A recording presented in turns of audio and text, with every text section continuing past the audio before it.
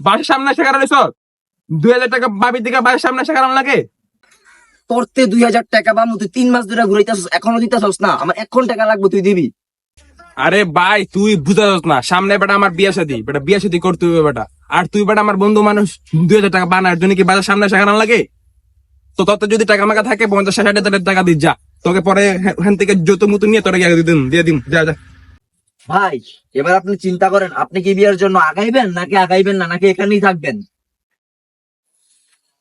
কেডায়?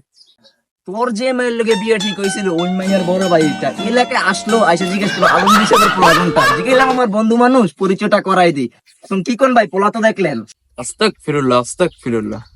এই বেটা তুই কি আমার বন্ধু? ভাই ভাই আমি সিগারেট খাই না, ভাই আমি সিগারেট খাই না।